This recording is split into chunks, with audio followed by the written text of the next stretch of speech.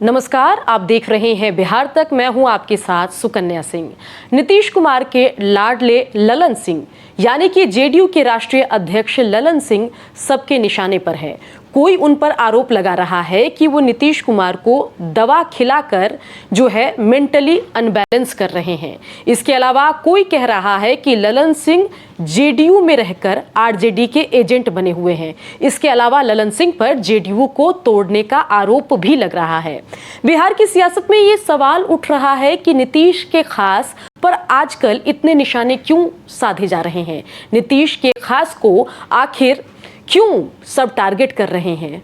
बता दें कि नीतीश कुमार की पार्टी जेडीयू की अगर हम बात करें तो ललन सिंह जेडीयू के राष्ट्रीय अध्यक्ष हैं और आज की डेट में हर दूसरे दिन कोई न कोई नेता सामने आकर ललन सिंह पर गंभीर आरोप लगाता है। ताजा मामला जो है वो अरुण कुमार का है, जो फिलहाल चिराग पासवान की पार्टी में है और इससे पहले वो पूर्व सांसद भी रह चुके हैं और जेडीयू से भी अरुण कुमार का रिश्ता रहा है।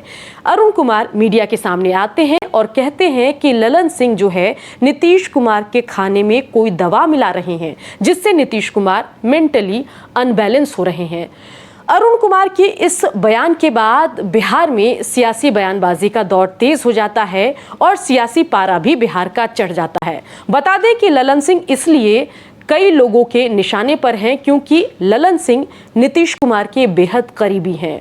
कई लोगों की नज़र नीतीश की पार्टी जेडीयू पर थी, चाहे उपेंद्र कुशवाहा हो, आरसीपी सिंह हो, अरुण कुमार हो या अन्य नेता ही क्यों ना हो। ये सभी नेता चाहते थे कि वो आगे चलकर नीतीश के बाद जेडीयू की कमान संभाले, लेकिन ये सुनहरा मौका मिला ललन सिंह को।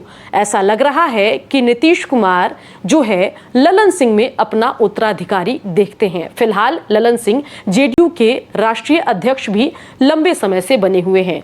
कई बड़े फैसले पार्टी के ललन सिंह लेते हैं और यही बात नीतीश के पुराने सहयोगियों को नागवार गुजर रही है। बता दें कि उपेंद्र कुशवाहा भी नीतीश कुमार के बाद जेडीयू की कमान अपने कंधों पर संभालना चाहते थे, इसलिए उन्होंने आरएलएसपी अपनी पार्टी का विलय जेडीयू में किया था। लेकिन नीतीश के भरोसेमंद साबित हुए ललन सिंह और नीतीश कुमार ने अपने बाद बड़ी जिम्मेदारी ललन सिंह को दी। उपेंद्र कुशवाहा की तरह ही आरसीपी सिंह की नजर भी नीतीश की पार्टी जेडीयू पर थी। आरसीपी सिंह को भी लगता था कि नीतीश की उम्र बढ़ रही है और ऐसे में जब नीतीश कुमार सियासत से रिटायर होंगे तो पूरी पार्टी की कमान आरसीपी सिंह को दे देंगे। लेकिन जब मौका देने का समय आया तो नीतीश को आरसीपी सिंह से ज्यादा भरोसा ललन सिंह पर हुआ और इसीलिए नीतीश के जितने भी पुराने करीबी और साथी हैं सब गाहे बगाहे ललन सिंह पर निशाना साधते रहते हैं। कभी उन पर नीतीश के खाने में दवा मिलाने का आरोप लगाते हैं तो कभी आरजेडी के इशारों पर जेडीयू को चलाने का आरोप लगाते हैं। इतना ही नहीं, ललन सिंह पर जेडीयू को तोड़ने का भी आरोप लग चुका है। अब बात करते हैं कि आखिर ललन सिंह पर बीजेपी भी इतनी हमलावर क्यों रहती है। बता दें कि नीतीश कुमार मंच पर सार्वजनिक तौर पर कह चुके हैं कि बीजेपी से रिश्ता तोड़ने की सलाह उनको ललन सिंह ने दी और यही बात बीजेपी को आज भी नागवार गुजरती है, क्योंकि ललन सिंह की उसी सलाह की वजह से नीतीश ने अपने रास्ते बीजेपी से अलग किए और वो महागठबंधन के साथ चले गए और बीजेपी सत्ता से बेदखल हो गई। इस वजह से जो भारतीय जनता पार्टी बिहार में सत्ता का सुख भोग रही थी, वो बीजेपी ललन सिंह के एक सजेशन की वजह से सत्ता से बेदखल हो जाती है और यही बात नागवार गुजरती है बीजेपी के नेताओं को और इसीलिए बीजेपी भी लगातार ललन सिंह पर हमला करती रहती है। तो देखा आपने कि आखिर क्यों नीतीश के खास ललन किसी को रास नहीं आ रहे हैं, क्योंकि ललन सिंह को पद वो मिला हुआ है जिस पर सबकी नजर थी।